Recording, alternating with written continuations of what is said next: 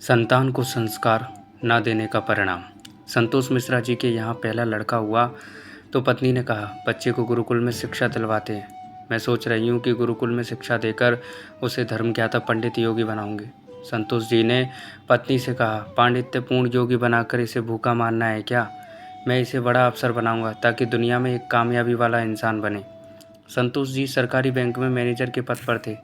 पत्नी धार्मिक थी और इच्छा थी कि बेटा पांडित्यपूर्ण योगी बने, लेकिन संतोष जी नहीं माने। दूसरा लड़का हुआ इस बार पत्नी की जिद के आगे संतोष जी हार गए और अंततः उन्होंने गुरुकुल में शिक्षा दीक्षा दिलवाने के लिए वहीं भेज दिया। अब धीरे धीरे समय का चक्र घूमा। अब वो दिन आ गया जब बच्चे अपने पैरों पर मजबूती से खड़े हो गए। पहले लड़के ने मेहनत करके सरकारी नौकरी हासिल कर ली। एक दिन की बात है, संतोष जी पत्नी से बोले, अरे भाग्यवान, देखा मेरा बड़ा बेटा सरकारी पद पे हो गया है, अच्छी कमाई भी कर रहा है और उसकी ज़िंदगी तो अब सेट हो गई है, कोई चिंता नहीं रहेगी। लेकिन अफसोस, मेरा छोटा बेटा गुरुकुल का आचार्य बनकर घर घर यज्ञ करवा रहा है, प्रवचन दे रहा है। जितना वह 6 महीने में कमाएगा उतना मेरा बेटा बड़ा वाला 1 महीने में ही कमा लेगा। अरे भाग्यवान, तुमने अपनी मर्जी करवा कर बड़ी गलती की।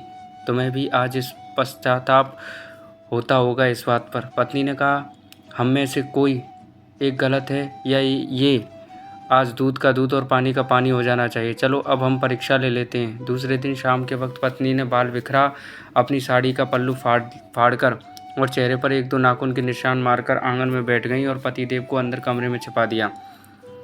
बड़ा बेटा आया और पूछा, मम्मी क्या हुआ? माँ ने जवाब दिया, तुम्हारे पापा ने मारा है बेटा। तो बेटा बोला, बुढ़ा सटिया गया है क्या? कहाँ है, बुलाओ तो ज़रा। माँ ने कहा, नहीं है, बाहर गए हैं। बेटा क्या पगला गए हैं? इस बुढ़ापे में उनसे कहना चुपचाप अपनी बची कुची गुजार लें ज़िंदगी।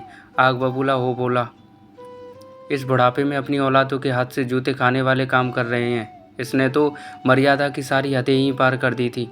यह कर वह अपने कमरे में चला गया। संतोष जी अंदर बैठे बैठे सारी बातें सुन रहे थे। ऐसा लग रहा था कि जैसे उनके पैरों के नीचे से ज़मीन खिसक गई हो और उसके आंसू नहीं रुक रहे थे। जिसकी तमाम गलतियों को मैंने नज़रअंदाज करके आगे बढ़ाया और ऐसा ये बर्ताव अब तो बर्दाश्त ही नहीं हो रहा।